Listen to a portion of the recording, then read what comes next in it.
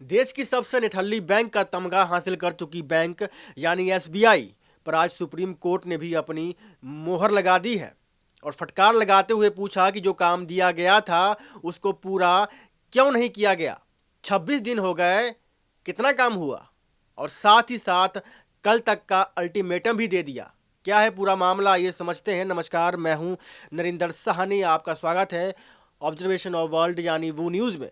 Electoral bond की जानकारी देने से जुड़े केस में स्टेट बैंक ऑफ इंडिया की याचिका पर सोमवार यानी आज सुप्रीम कोर्ट ने करीब 40 मिनट में ही फैसला सुना दिया।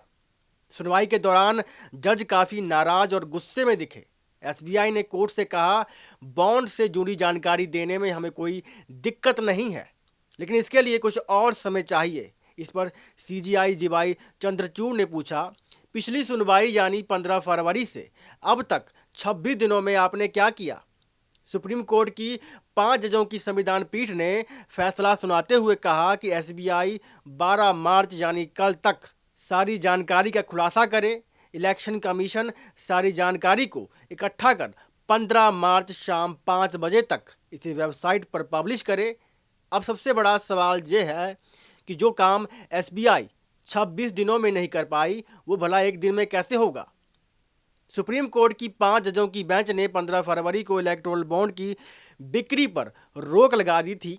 साथ ही एसबीआई को 12 अप्रैल 2019 से अब तक खरीदे गए इलेक्टोरल बॉन्ड की जानकारी 6 मार्च तक इलेक्शन कमीशन को देने का निर्देश दिया था, परंतु 4 मार्च को ही एसबीआई ने सुप्रीम कोर्ट में याचिका लगाकर इसकी जानकारी देने के लिए 30 जून तक का वक्त मांगा था। इसके अलावा court association for democratic reforms यानी एडीआर की उस याचिका पर भी सुनवाई की गई जिसमें 6 मार्च तक जानकारी नहीं देने पर एसबीआई के खिलाफ कोर्ट ऑफ कंटेम्प्ट का केस चलाने की मांग की गई थी। सुनवाई के दौरान कोर्ट में एसबीआई अपने ही जाल में उलझ गया। एसबीआई की तरफ से सीनियर वकील हरीश साल्वे ने कहा कि हमें आपके आदेश को पूरा करने के लिए कुछ और वक्त चाहिए। हमारे सामने एक समस्या आ रही है। एसओपी बनाई गई थी ताकि हमारे कोर बैंकिंग सिस्टम में बॉन्ड खरीदने वालों का नाम ना हो। हमें कहा गया था कि इसे गुप्त रखना है। फिर सीजीआई ने कहा, आप कह रहे हैं कि डोनेशन देने वाले और पॉलिटिकल पार्टी दोनों के डिटेल्स मुंबई ब्रांच में भेजी जाती हैं, यानी दो तरह की जानकारियां हैं। आप कह रहे हैं कि इन सूचनाओं का मिलान करना वक्त लेने वाली प्रक्रिया है। हमारे आदेश में हमने सूचनाओं के मिलान की बात नहीं कही है, हमने सूचनाओं को जाहिर करने की बात कही है।